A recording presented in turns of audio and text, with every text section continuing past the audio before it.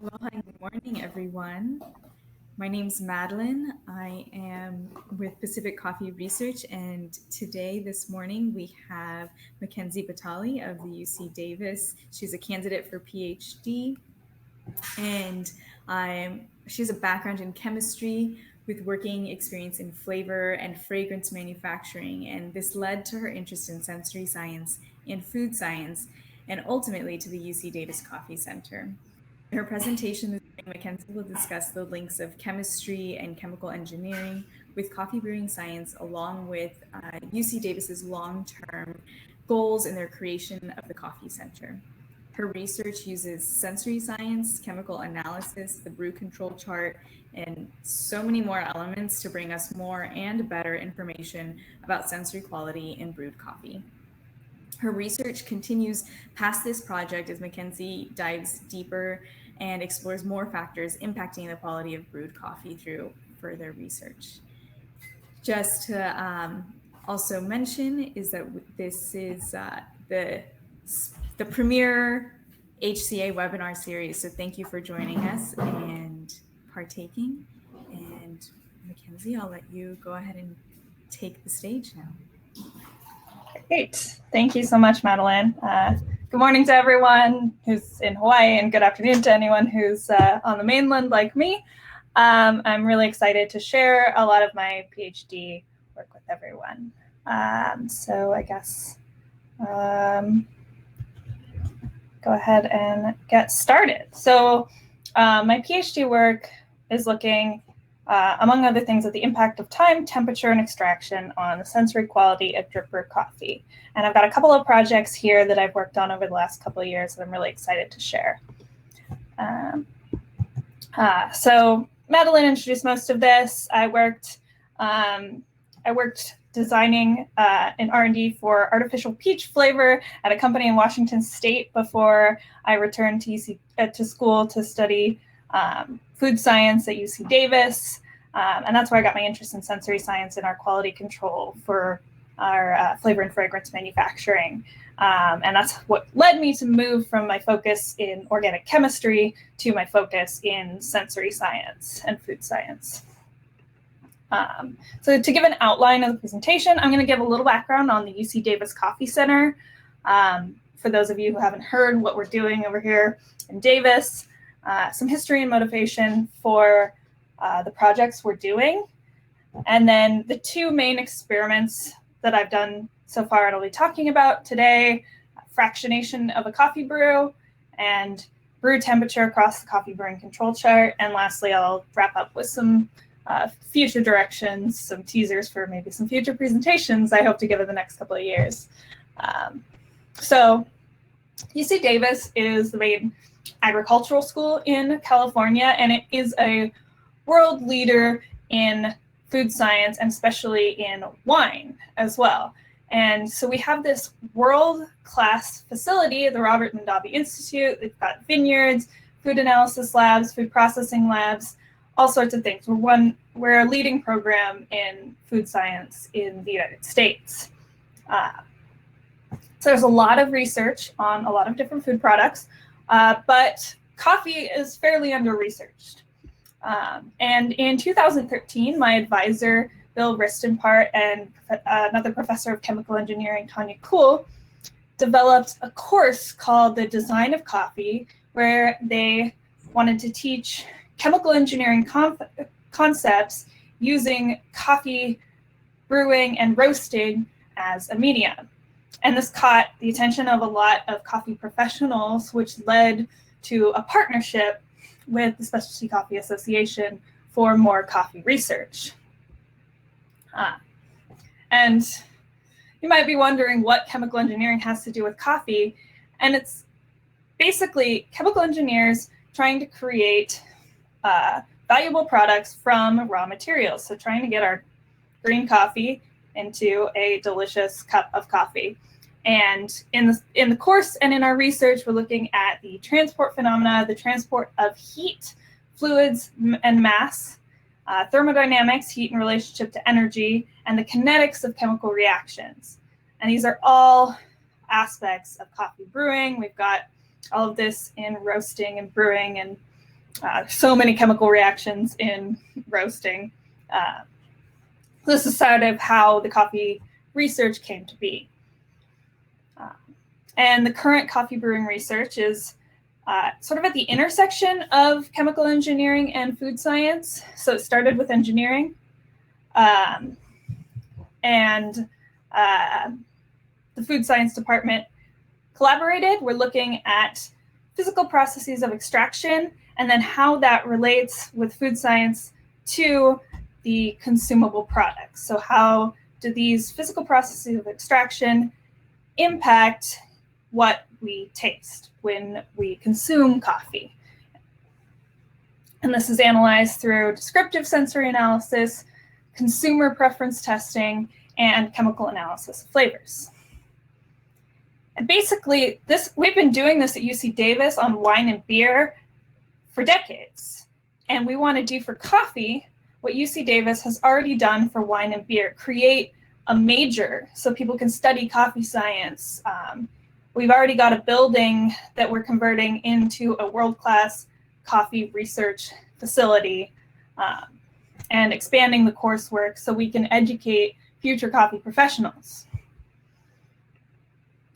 And so to give some history in some of our extraction research, a lot of the foundational work on coffee related to extraction was done by Dr. Ernest Earl Lockhart in the 1960s at the Coffee Brewing Institute, looking at how extraction in soluble coffee impacts acceptance and liking. And when I mean extraction, I've got the two key parameters of extraction. Most of you are probably already familiar with these. We've got percent extraction, which is what amount of soluble coffee was removed from the grounds. In drip brew, it's probably going to be around 20%. And then we've got total dissolved solids, or TDS, which is how much of the liquid is coffee material, so the strength. And got around 1.5% as an example here. Of course, that varies a lot. And this led to the development of the coffee brewing control chart, relating these values to sensory quality. And this is kind of the cornerstone of my thesis research, because this chart has been used by the coffee industry for a long time. And it's a useful brewing tool, but I want to understand it in more detail. So part one, the first project looking at how different factors impact quality of coffee, is the sensory and chemical analysis of drip brew fraction. So this is looking at how flavor evolves over time in a drip brew. So we're looking at how brewing time impacts the perceptible sensory quality of coffee and what is happening compositionally as time progresses in a coffee. And there's some literature on this looking at the chemical analysis. So these are some foundational papers that I looked at when starting this project. We generally know a lot of the material, 50%, is extracted in the first 200 milliliters of coffee brew, according to this first paper. The majority of antioxidants and espresso are found in the first few seconds of the brew. And we know that polarity of flavor components is most highly correlated to extraction speed, but none of these studies looked at sensory work. These were chemical analyses looking at what is in the brew, but not what people perceive. So it's not quite the full story. So the design of the study, so I was using a drip brewer from Wilbur Curtis Co., and I changed the carafe. As you can see in this image, I had 8 of these carafes that I changed every 30 seconds under a continuous drip brew. So each sample, as you can see pictured in the beakers, represented a 30-second cut of the brewing process. So you can see gets visibly lighter over time, weaker coffee over time in the brew. I took measurements of the mass of each sample, TDS, the overall percent extraction. I wasn't able to do percent extraction on each individual sample. And this was all done with a medium roast coffee, Latin American origin, Colombian, an Agtron score of 54 from Java City Coffee Roasters in Sacramento. And over time, so as might be evidenced by the color of the coffee in the image here, the first 30 seconds, you've got very strong coffee. We had a pretty high TDS. There's also a lot of variability in the first 30 seconds to a minute. And then the TDS decreases, going from about 3% average down to about 0.4% towards the end of the brew. And the second image here visualizes the flow rate over time by measuring the mass dispensed. So the first 30 seconds, we've got a very slow drip as the coffee is saturating the grounds. So we've got a relatively small mass dispensed, and then the flow rate increases. And we've got a higher mass coffee brew. The way we analyze this for sensory analysis is with using a process that in food science commonly used called descriptive analysis. So most of you are probably familiar with cupping as a way of sensory analysis. So we do something a little bit different. So it's a little bit more of an objective scoring system of attributes, not of quality. That's the biggest difference with descriptive analysis versus cupping, and we're only looking within our product set. So all the panelists, I'll get together a group of around 12 people, and they taste through the product set blindly. They don't know the treatments, and they get to generate their own attributes. So we use the Coffee Taster's flavor wheel, also designed at UC Davis, as inspiration, and they pick which attributes from the flavor wheel are most relevant within the set of coffees. We don't need to analyze all 110 attributes on the flavor wheel if that particular coffee doesn't have it in there. So we pick around 20 to 30 attributes that we think are relevant to the coffee, and we align them, the panelists, through reference standards, so the panel is trained to taste. So we use real world references a lot of the times. You can see some pictures here, tobacco, whiskey, chocolate, things like that. And they will smell and taste those references alongside the coffee they're tasting to align their palate. And analyze the coffee as a group in agreement, so we all know that the language is the same, and fruity means the same thing to all 12 people on the panel. So this is an example of what we'll use for some of our reference standards. Like I said, I try to use real world references and things that are familiar to the people who are tasting. This is an example list, but it changes a little bit for every study. And then when they're tasting, they're in isolated sensory booths. So they taste coffee one by one, and they've each got a 3-digit blinding code. They're in red lit booths so that the color of the coffee, as I showed you earlier, some were obviously visually look stronger than others, look darker. Red lit sensory booths take away that bias. And they taste coffees one by one with a rest in between. And they taste each one, come back on 3 separate days for replication. And they're served in a random order. And so they're ranking these, like I said, I wanna really drive this home. This is an objective score, not of quality, just of what is or is not present in the coffee. So they use these line scales where they rank the attribute from low to high in the coffee. So we got bitter, sour, umami, sweet. So some examples here of some of the attributes they were ranking. And so that then gives me a score for that coffee out of 100 based on the position on the line scale.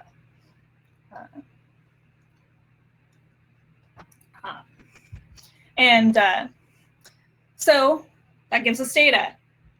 On average, many attributes were decreasing over the course of the fractions. This was pretty unsurprising, as we saw the TDS go down, weaker coffee, less intense tastes and flavors. So we have a decrease in bitterness, sourness, stringency, but some attributes did increase over time. So in the later fractions, we saw an increase in, for example, sweetness and tea floral flavor. Another way we can look at this is how the attributes correlate to total dissolved solids. So this kind of reverses things a little bit because the late samples were the low TDS, but you can see that bitter taste, for example, has a positive correlation with TDS. Higher TDS samples have higher bitterness. And then the sweetness has a negative correlation with TDS. Lower TDS samples have a higher sweetness. And we can look at all the attributes studied and look at their correlation coefficients. So if you're not familiar with this concept, basically the ones circled in red that are closer to 1, that just mathematically indicates that they are positively correlated. So all the attributes circled in red have the same relationship with TDS as bitterness. So they all increase as TDS increases. This coefficient closer to -1 has the same relationship as demonstrated by sweetness. As TDS increases, sweetness and these other attributes circled in blue decrease. And this is a really interesting result because there's not really any literature demonstrating that increasing, that higher or lower TDS predicts higher intensities of any sensory attribute, really. For example, the coffee brewing control chart has the sort of ideal sweet as the middle of the chart, not the lowest TDS. So this is an interesting result showing that some attributes will be more perceptible and higher intensity in weaker coffee. So I'm seeing it's following some of the chat. TDS is total dissolved solid, so that's the strength of the coffee. And umami is savory taste. Yeah. All right. Thanks, Madeline. So wanted to look at extraction rates a little bit more. So this is back to our TDS curve. I don't know why this image is on here twice. This is the same image. So sample 9 was a sample that wasn't analyzed with sensory analysis, but it was the last bit of drip out that came from the brew. There wasn't enough coffee to analyze, to give to the tasters. It was like maybe 20 milliliters of coffee. But we got the TDS, and interestingly noticed that at the end of the dropout, there was still an increase in TDS. So this made some sense. The slower flow rate after the water stopped dispensing onto the grounds meant that the water had more contact time with the coffee. So that explained a little bit of an increase in TDS because we didn't go to a extremely high percent extraction. We were at about 17%, fairly low. So we hadn't extracted everything from the coffee. But we wanted to see what was happening chemically at the end because we could chemically analyze the smaller sample even if we couldn't taste it or didn't have enough to taste it. And TDS is measured using a refractometer. And just on here, the WB is the whole brew, so that's just a comparison of the fractions to all the fractions combined. So for chemical analysis, because we saw the increase in sweetness, we wanted to look at the sugars. So coffee does have natural sugar. It's a fruit. There are monosaccharides, which are the simple sugars that cannot be hydrolyzed into a smaller sugar. Monosaccharides are the building blocks of disaccharides like sucrose or lactose, or polysaccharides like starch and other plant material. So those are long chains of monosaccharides.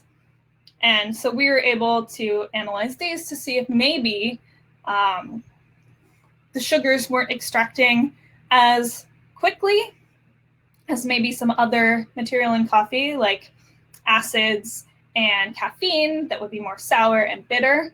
So we had the opportunity to use our campus's mass spectrometry facility to analyze the sugar content of the brewed coffee. This is a pretty extensive process. So I only had 10 samples. So it's pretty time consuming, but we got some cool results. So basically, spend a lot of time preparing the sample to be able to inject it into the instrument. It's not just brew some coffee and put it in an analyzer. Treat it with acid to break down the polysaccharides. React the polysaccharides and monosaccharides with basically a labeling molecule so that the instrument can see it. And then we have tandem ultra high performance liquid chromatography, which is a method for molecular separation, and then mass spectrometry, which measures the concentration of each compound. And these are all of the monosaccharides that we analyzed. Fructose and glucose are the ones that combine to make sucrose, table sugar. Arabinose, galactose, and mannose are also very common in coffee. Fructose and glucose are going to be a higher intensity of sweetness, but all of these have a little bit of perceptible sweetness. But ultimately, the results we saw were the concentration of all sugars in all fractions stayed below the human sensory detection threshold of sucrose and fructose, which are the most easily detectable. So and it generally followed the same extraction pattern as the rest of the solids, basically, where there was a high concentration, relatively high concentration of sugars, the early fraction, and then it decreased and increased a little bit. The reason for the increase after fraction 6 is actually where fraction 6 was the point where the brewer stopped dispensing water.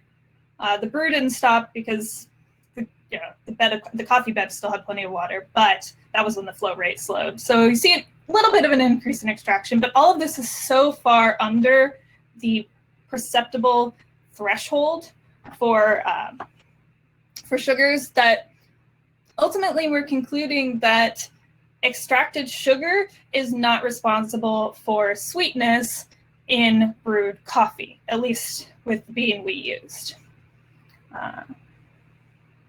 So to wrap up this section of the presentation, summarize, the later parts of the brew are higher in sweet taste, fruity, honey, tea floral, and cereal flavors. And the early part of the brew,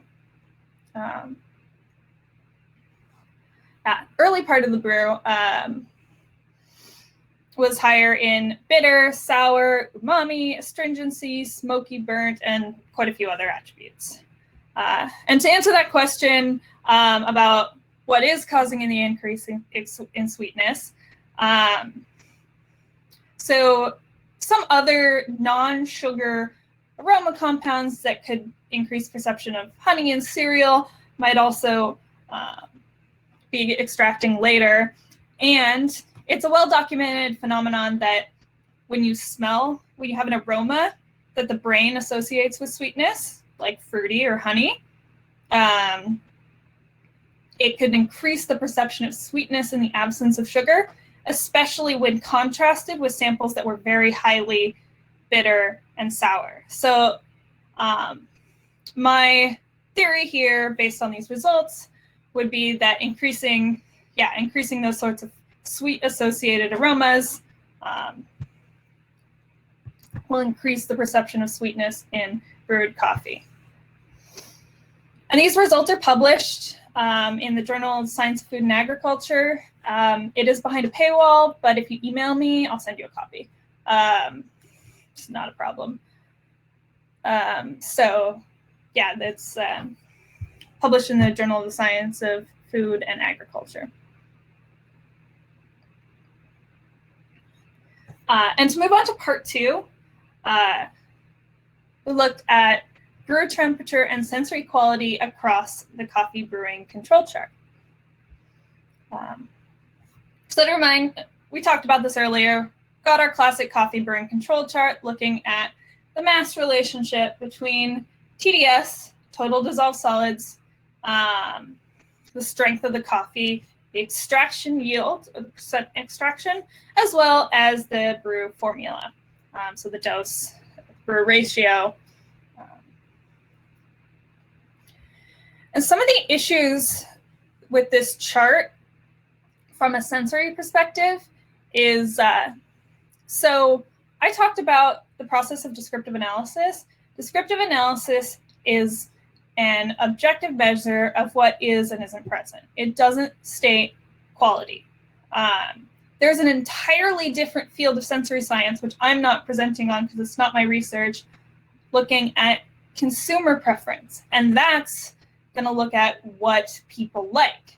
And in food science academia, it's generally expected that those are analyzed separately. And so the coffee brewing control chart, it has some descriptive attributes on there, strong, bitter, things like that. And then it's got what would be defined as consumer preference attributes, such as ideal. And so it's hard to say whose ideal this really is. The methodology for developing the verbiage on this chart published is pretty limited. It was just stated that coffee professionals in Lockhart's community decided that that was the case. So we want to update and expand the chart to sort of improve this verbiage.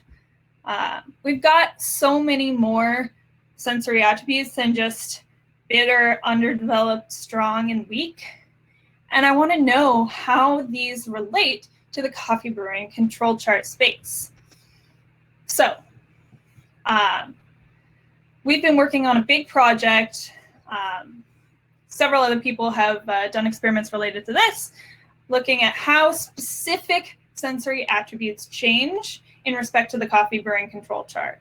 The basic hypothesis is, I mean, this is pretty obvious to anyone in the coffee industry. If coffee is brewed at different index positions, different spots on the chart, different TDS, and different percent extraction, then perceived sensory will change. And to get it to connect to our other variable, we want to look at what factors impact extraction in a drip brew. So the extraction, the TDS and the PE, be impacted by brew ratio. That's demonstrated by the lines on the chart.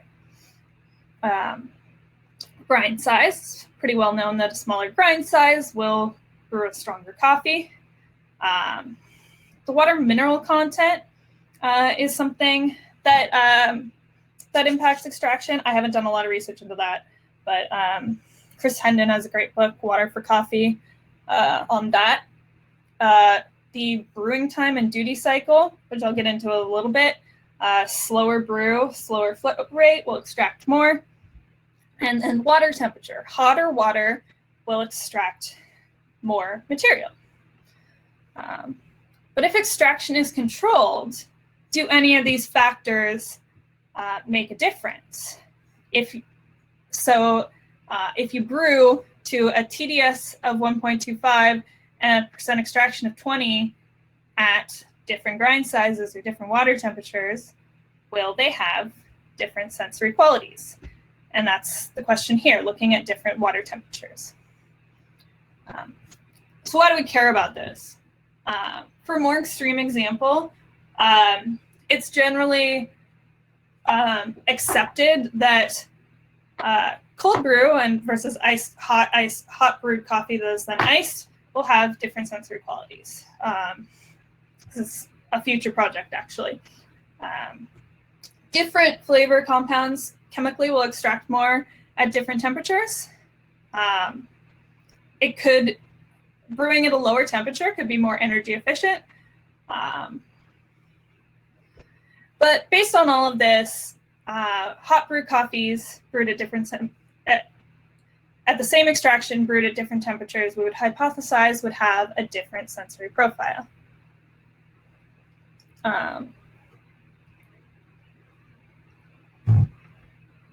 So we've got 2 goals here and 3 variables.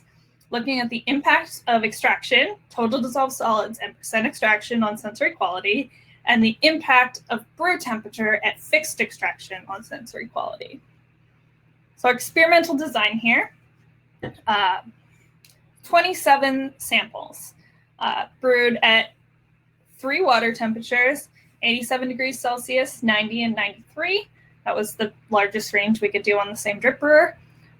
3 levels of percent extraction, 16%, 20%, and 24%, and 3 levels of TDS, 1%, 1.25, and 1.5%. And this was all brewed from the same coffee into 27 different brews, different combinations of temperature, percent extraction, and TDS. And this is some information about the coffee. It was donated by Royal Coffee and roasted by Jen Apodaca. This was a medium roast. I don't actually have the Agtron score in this presentation, but some information about the coffee, a washed blend of varietals from Honduras. And lastly, I want to revisit the concept I mentioned, duty cycle, to explain how we brewed all of those different samples to a precise TDS and percent extraction. So duty cycle and brewing time is what impacts water flow rate, which is what changes extraction. And the duty cycle is defined by the water pulsing. So for example, if water is pulsing, flowing onto the grounds, 40 seconds on, and then turns off for 40 seconds, so no water is being dispensed, and it goes back and forth on that to complete the brew, that's a 50% duty cycle. A continuous dispensation of water, a 100% duty cycle, results in a much faster flow rate due to the mass of the water and increasing the flow through the grounds, compared to a low percentage duty cycle, where the water will, the grounds won't be as saturated, the water won't flow as fast. And the lower flow rate increases contact time with the grounds, which allows for more extraction.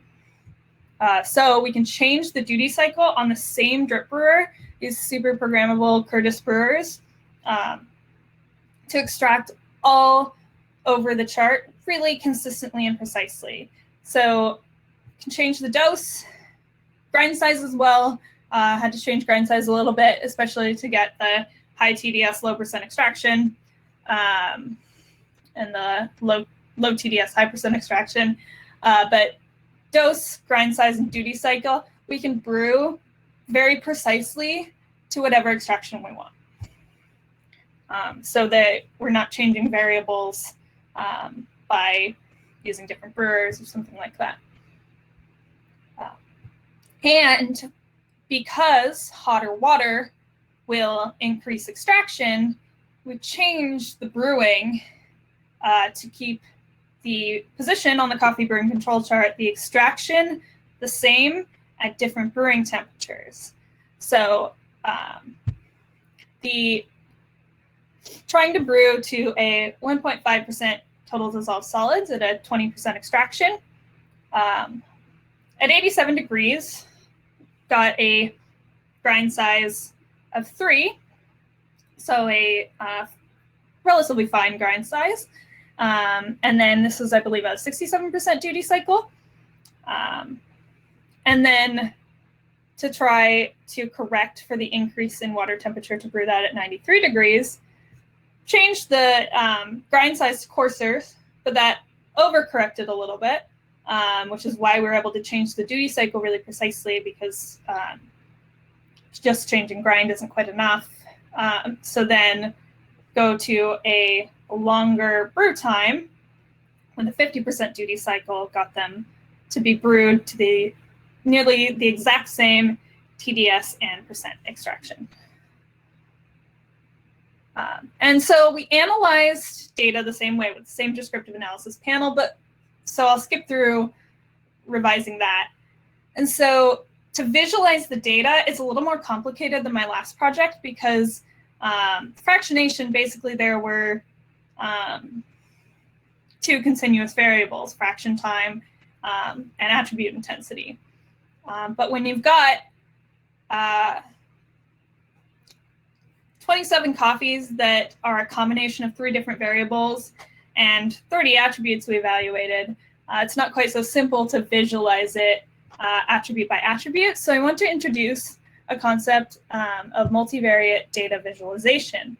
The method I use is principal component analysis, but there's a lot of methods for data visualization this way that can be used in sensory science. So here we've got a product space. So this is just, and we've got one sample in our product space. And this doesn't really tell us much. That sample just exists in these dimensions. But then we put another sample in this product space. And basically this is mathematically indicating that those samples are quite different. So they're far apart in the product space. The physical space between them is a representation of their differences. Then we throw sample 3 in there, and sample 3 and sample 1 are close to each other in the product space. And they're far away from sample 2. Sample 1 and 3 are similar. Sample 2, not different from both of them. Sample 4 is in a different dimension, and so it's kind of different from all the other products.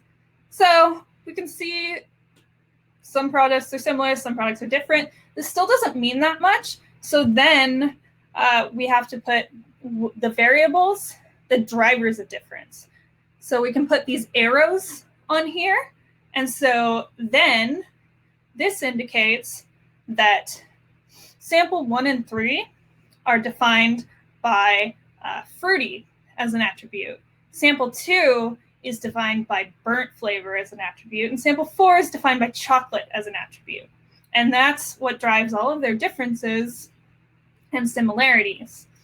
We've got our samples in a space that represents their similarities and differences, and these arrow loadings that indicates what those differences actually are.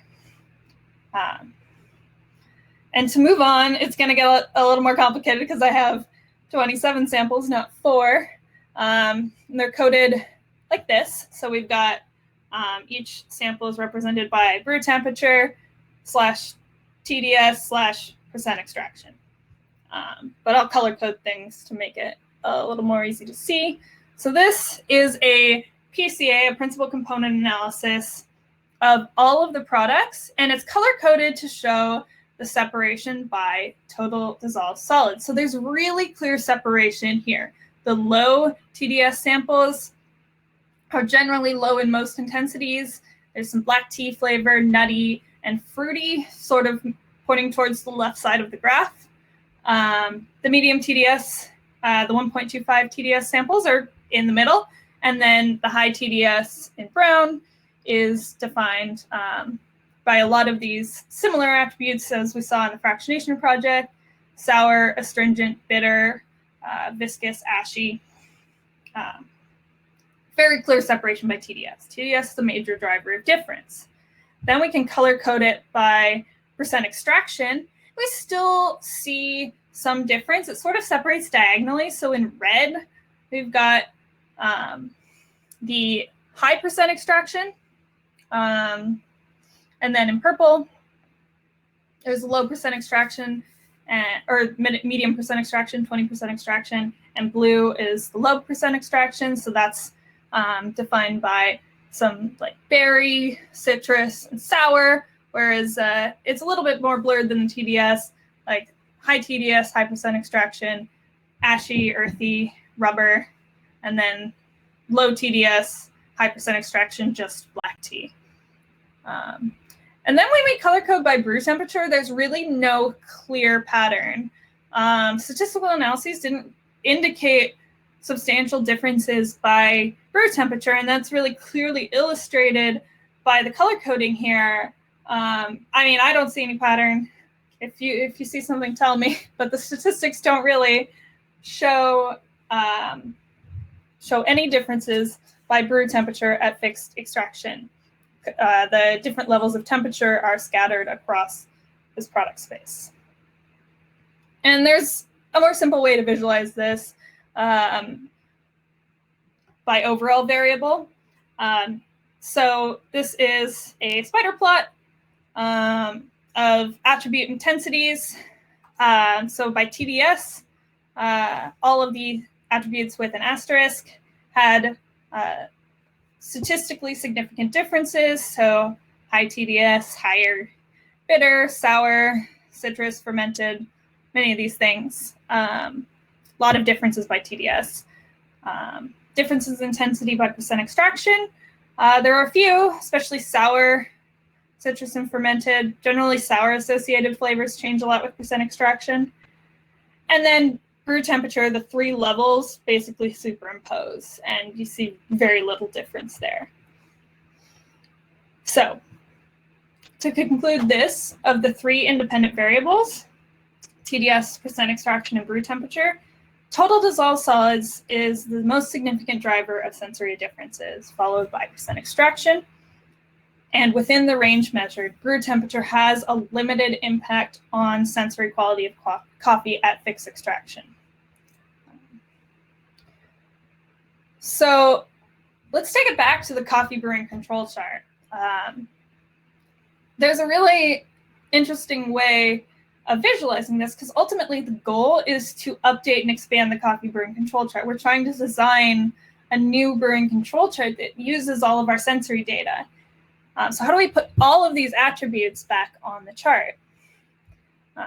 So I want to introduce you to a technique, three-dimensional mapping method. So this is called response surface methodology, but the easiest way to visualize it is comparing it to a topographical map. So this is a graphing method that color codes three-dimensional data into two dimensions. So we've got latitude, longitude, and altitude in these topographical maps, where the higher altitude is moving towards a red color, lower altitude is blue. And then we can put a similar idea into the coffee brewing control chart, where extraction is latitude, strength is longitude, and attribute intensity is altitude. So this is a three-dimensional visualization of how that would look. It's not going to be as complicated as a topographical map. I don't have a bunch of little mountains and valleys and rivers. It's generally just a plane or a curve like you see here. The greener colors will represent low attribute intensity, and moving towards red colors representing higher attribute intensity. And most of them have a pretty simple representation. So we've got our coffee brewing control chart, and then we can put one of these maps side by side. And so we see bitter taste intensity. There wasn't a huge range, but it was a significant range. Bitter taste tends to move mostly with TDS. It slightly decreases with percent extraction. Attributes are coffee is most bitter just at the high TDS. So this is just basically a planar fit. So just a slope straight up towards the upper right-hand corner.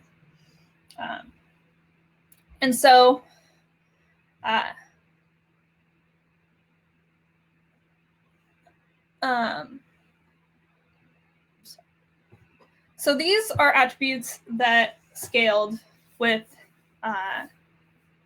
generally with TDS. So we had bitter, astringent, viscous, and rubber mostly having a relationship with TDS. Some of these have slight curve or slight angles in one direction or another, but that's not substantial enough to conclude that wasn't just random noise from the data. Then attributes. There's actually a lot of attributes that have this increase with TDS, but decrease with percent extraction. Generally sour and associated flavors like berry, citrus, and fermented, as well as smoky and dark green flavors following this extraction pattern. So they increase with increasing TDS and decrease with increasing percent extraction. So this is what's known as a second order fit. So it's not perfectly planar. So there's a little bit of a curve. So these increase with TDS and with percent extraction, but the curve indicates that these attributes increase with percent extraction sort of to a certain threshold, but you kind of get diminishing returns after that. So ashy and brown roast flavor, percent extraction matters, but only to a certain point, and then at a certain point, only increasing TDS is going to increase that flavor. Lastly, one attribute correlates with low TDS, high percent extraction. So black tea flavor has sort of the opposite fit as sour, where it's high intensity in the lower right-hand corner of the space, and lower intensity in the upper left-hand corner. So highest at low TDS, high percent extraction. So, and so all of these are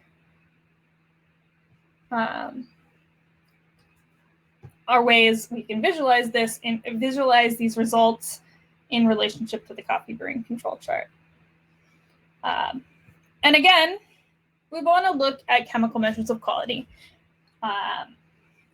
And this, so we're not going as complicated as the monosaccharides this time, both because that wasn't determined to be a driver of difference in previous studies, and because we wanted to look into chemical measures that would be more accessible potentially to folks in the coffee industry. So we wanted to look at markers of sourness, looking at titratable acidity and pH in coffee.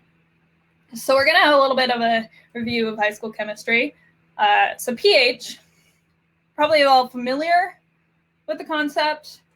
It's a measure of acidity based on dissociated hydrogen ions. So acids are chemicals that will lose a hydrogen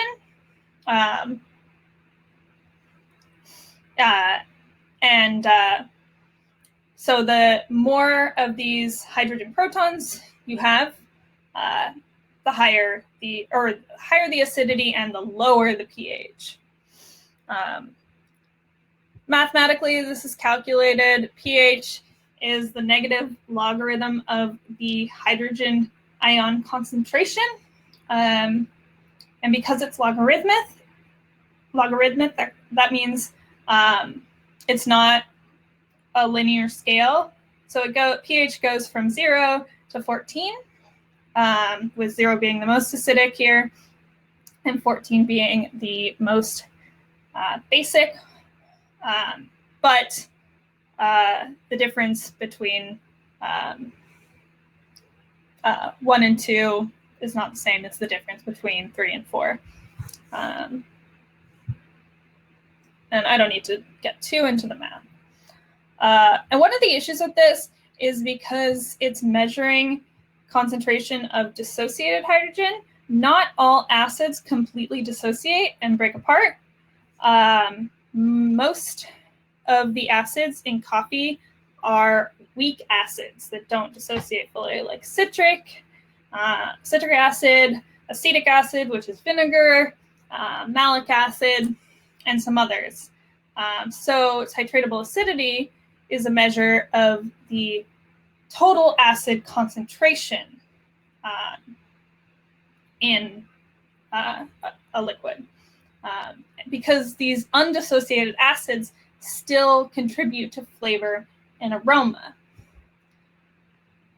So the way we measure this, it's a pretty simple benchtop measurement.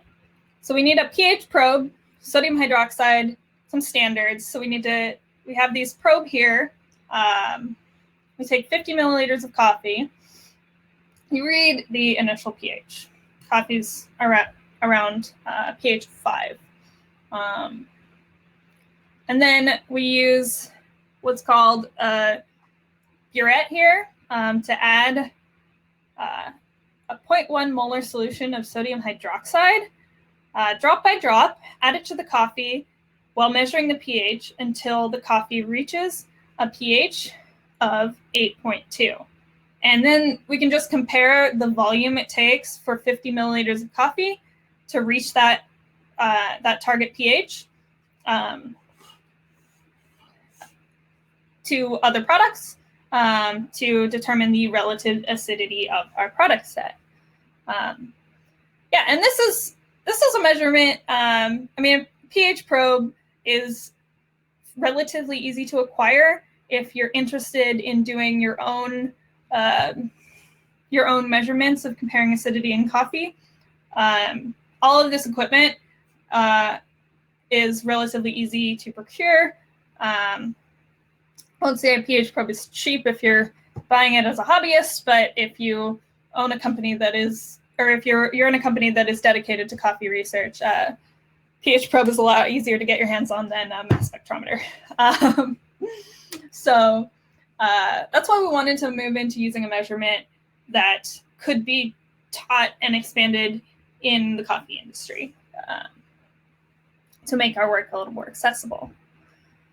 So the question is, how do pH and titratable acidity change with respect to position on the coffee brewing control chart? And can we use these measurements to predict flavor? So these measurements were all taken during the coffee brewing control chart descriptive analysis with water temperature project. So the project I just talked about, these are the same coffees.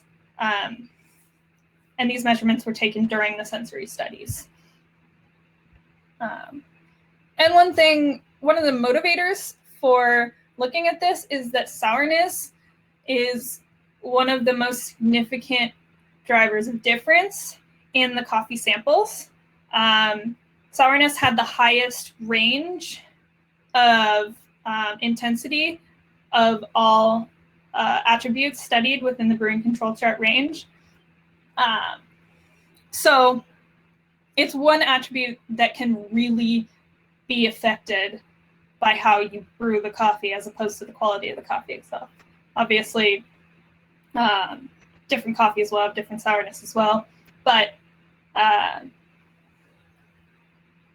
when you're looking at the same coffee, you really have a lot of room to manipulate how sour a brew is without changing the beans at all. And in some of our consumer preference testings, sourness has been a driver of disliking, but there's also some industry demand for desirable acidity. So manipulating sourness and understanding how sourness relates to quality and how we can measure that is useful. So looking at the relationship with, first with pH, because pH is easier to measure. Let's see if we can use that first. pH doesn't change with TDS. And also doesn't change with percent extraction. And we know sourness changes with both of these things. So pretty predictably, pH doesn't impact sour taste.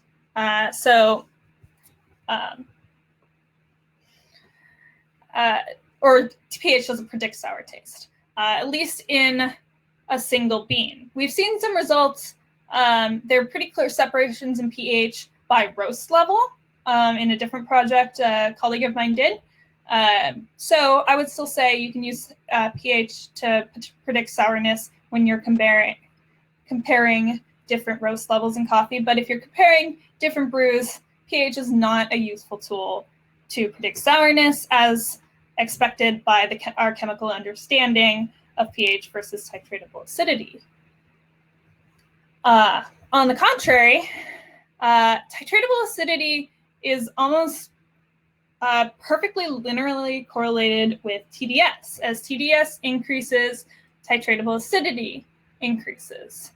But we don't actually see a relationship of titratable acidity to percent extraction. Again, this all sort of clustered or spread around the space. If you remember earlier, I defined correlation coefficients closer to 1. These are the R values on the chart. Closer to 1 is closer to a positive linear correlation. So increase TDS, increase titratable acidity. And titratable acidity does predict sourness. So when looking at the titratable acidity of coffees with perceived sour intensity of the brew based on the descriptive analysis panel, there is a positive linear correlation.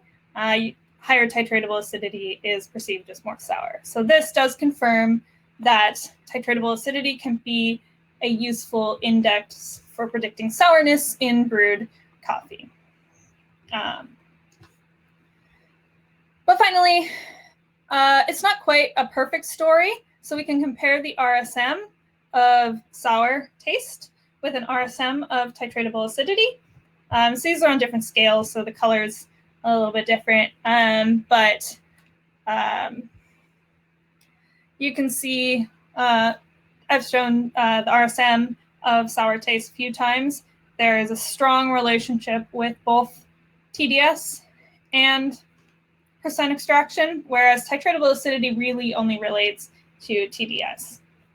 So it could be a decent predictor of sourness. Titratable acidity could decently predict sourness, but it's not a perfect predictor, especially at varying levels of percent extraction. So to summarize the brewing control chart project, brewer temperature does not substantially impact coffee quality at this range. And I'm interested in investigating a higher range. Extraction plays a huge role in coffee flavor quality. My panelists, so as I said before, they're blind to the treatments. They don't know that they're tasting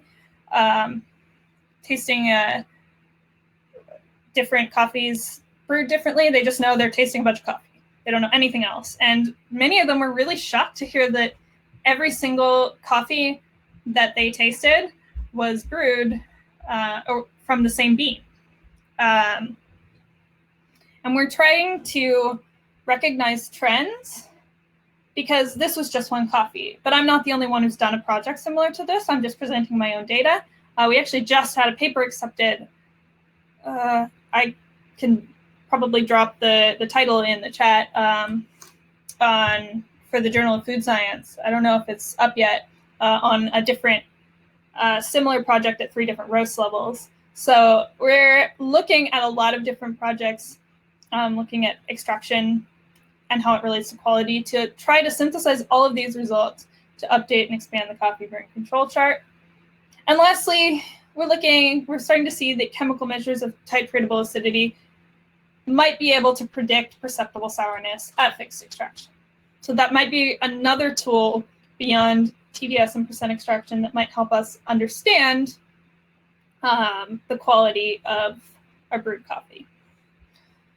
So some future work, if you're hoping to see more talks from UC Davis, like I said, we're trying to come up with a new, completely redesigned coffee brewing control chart with multiple roast descriptive analysis, how consumer preference changes across the chart, and better engineering controls to predict TDS and percent extraction.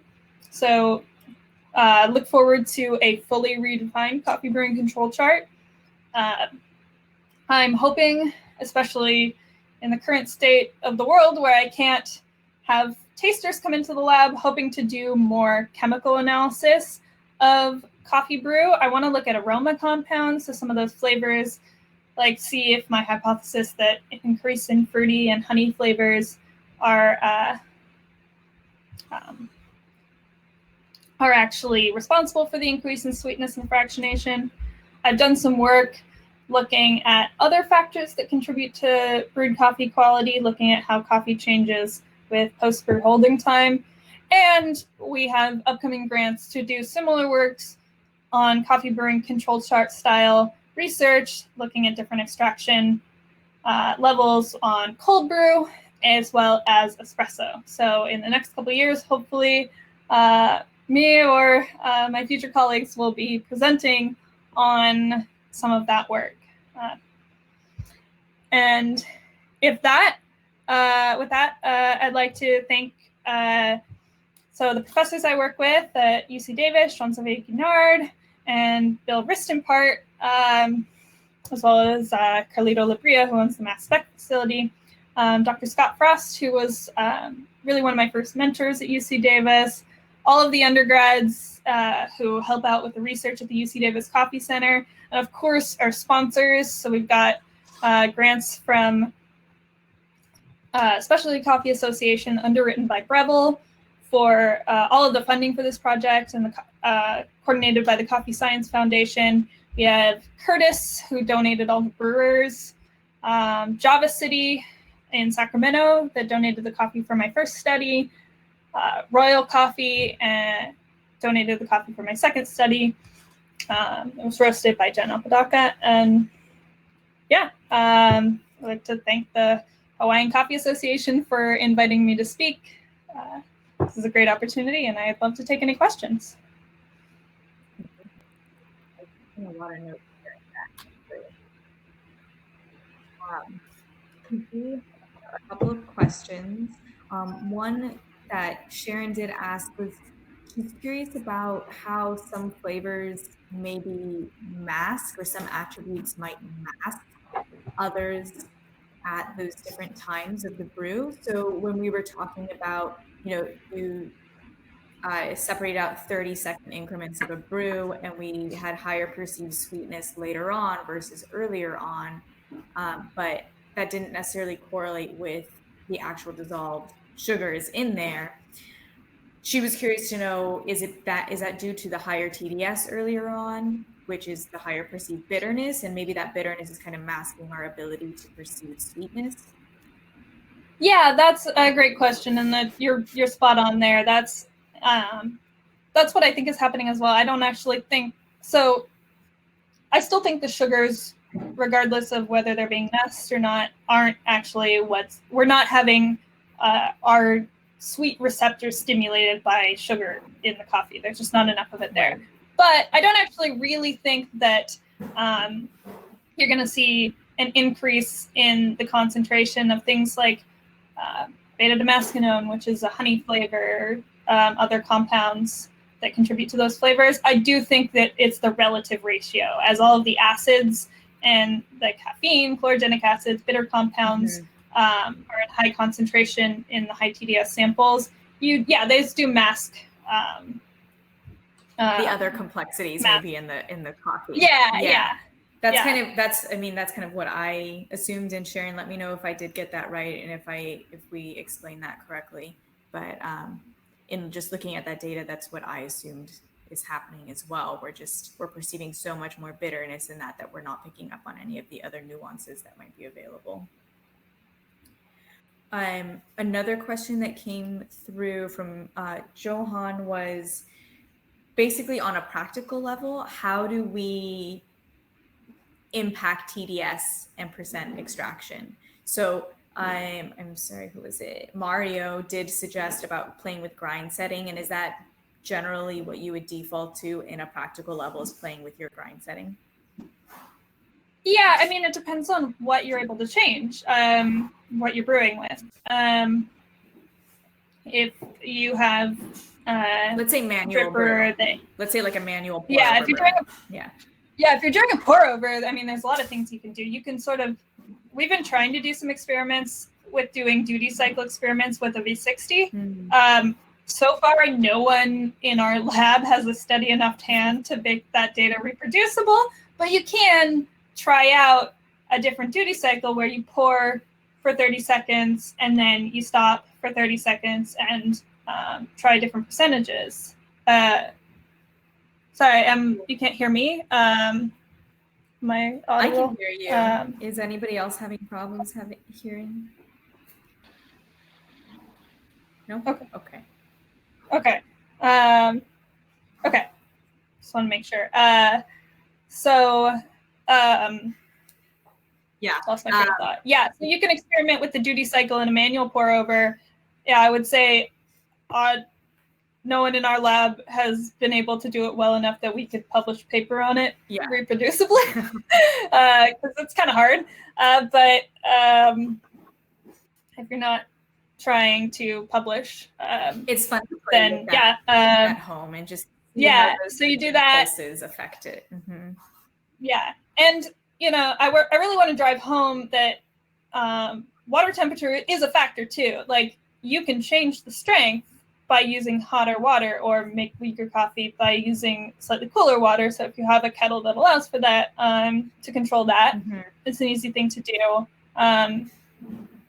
So if you keep your brew time, grind size, dose the same, and change water temperature, that will change TDS and percent extraction. Yeah. There's a ton of variables. Yeah, as Mario said, there are many variables. One thing, just because I do teach brewing classes sometimes, one thing I do tell people is just change one thing at a time. Don't change your grind setting and your temperature, because you don't know what affected it. If you're trying to go about it more in a home scientific way, just do one variable at a time and play with it like that. I think that's the best approach. Yeah, absolutely. And we did a lot of preliminary studies to try to predict strength based on all of these different factors. Sharon was asking about paper filters versus metal mesh, and that's probably just results mostly in those more solids in your final product, right? In the metal, it's not as fine, and I don't know if that would affect extraction as well. I know that it affects the texture, right?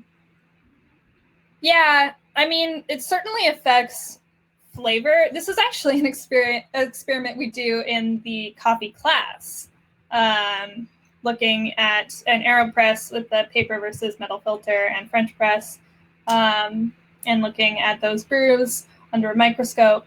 And we don't see that much difference in the TDS, but you do get a difference in flavor, because especially you're getting more oils as well. It changes the mouthfeel, and it changes, you're not going to have as high of a sort of the perception of bitterness and sourness with a little bit more oil in the coffee. But that's not something I've studied. That's just something we do as an experiment in the engineering class. So that is not a scientific, published result. Just personal observation. Yeah, awesome. Yeah. One other thing too is that when you were talking about in the simplified version of your 4 samples, mapping those, Yeah. how were those brewed differently to result in those different qualities? Oh, that wasn't real data. That was just Great. Awesome. Yeah. I just wasn't made that sure up. if I missed that somewhere. I was like, where did this come from? No, sorry. You were just explaining the Yeah. mapping of that and how it visually. Yeah. Perfect. And then early on, there was a question about the brew control chart, which you did answer. If it's been updated, and it doesn't really seem like it's been updated, but that's part of what the work at UC Davis is. Yeah, I think the most recent update would have been the Coffee Brewer's Handbook in the 90s by Ted Lingle. But I don't think it updated that much of the science and the sensory quality behind it. It was just redesigned in different units because I think it was originally in gallons per pound or something like that. So that was the only substantial redesign. And so we're looking at a fully different brewing control chart with different, instead of the 9 boxes, sort of similar to the RSM shading of where you'll find different attributes, as well as actually looking at different variables instead of TDS and percent extraction. We've got some engineering work that is looking at a chart that will even predict TDS and percent extraction based on dose and brew time. So there's going to be a substantially updated coffee brewing control chart, and I can't share as much as I would like because on these online webinars, I'm not really supposed to share unpublished and unsubmitted data, but hopefully by next year, we'll be able to share stuff in person, which is where we're able to share a little bit more of the hot off the press data. Yeah. Yeah, and so the brewing control chart material, so we had one that was just accepted that I don't think is online yet by Dr. Scott Frost. And then I have my work submitted and currently in review on the brew temperature project. So that will be available, I don't know, soon, hopefully. It's in the reviewer's hands. When, what would people search for if they wanted to access that information when it is available? Or is it something that we just go to the UC Davis Coffee Center's website to look at? Unfortunately, I don't think we have a good website landing page right now. So the names are probably the best way to find our papers. So my name, Scott Frost, William Ristenpart, and Jean-Xavier Guinard, that were on the last slide, through Google Scholar. So if you have access to things, I can send PDFs of my published paper. People email me, and once Scott's paper is online, it was literally just accepted a week ago, so it'll take a few weeks before it's published. I could send that as well. And there was also one Scott published previously on basket geometry. That could probably help you if people are interested. And we had some publications in HCA magazine that are more simplified versions.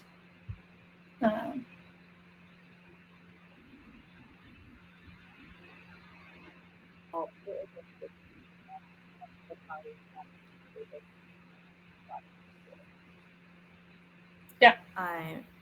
And one other thing that was asked is, do you know if there are any plans to add cacao or chocolate to UC Davis's educational lineup of research on these different products? I was actually on a chocolate tasting panel for a while, but we were doing contract work through Mars, and they moved it internally. So there's not a lot of research, as far as I know, going on anymore in chocolate, but it really just depends on the faculty interests. It's like the reason the Coffee Center started is because Bill and Tanya were so interested in coffee and wanted to create this class, and it sort of grew from there. So it's not a big thing yet, and I don't know of any specific plans, but I mean, it would be cool. Yeah. Right. In contact with UC Davis more in the future about. If there are any other questions, please let us know. But that's basically everything I had taken down throughout the course of your presentation. I did want to just say thank you to our sponsors for this webinar series with HCA. We have Savor Brands based in Honolulu, who are our platinum sponsors, along with Bendig as our gold, and Lind Insurance Services and Downtown Coffee Honolulu as our silver sponsors. So thank you so much for attending, and mahalo to our sponsors. And if anybody's interested in supporting HCA, there is a link to our Support Us page that will be available here in the chat section. And you're welcome to make a donation to contribute to supporting further services such as this webinar. And we hope to be able to bring some more things to our audience in the future, virtually and hopefully in person, not too far in the distance too. Thank you everyone for coming. And yeah, if there aren't any other questions, we'll take this off. Thank you so much for the opportunity. Yeah, feel free to email me. I can get you any materials or some materials that I'm allowed to share. Not any. And answer any more. Yeah, and answer any more questions. Yeah. I'm happy to answer questions. Awesome. Thank you so much, Mackenzie, for your time and for your information here. It's been great. All right. Aloha, everybody. Take care.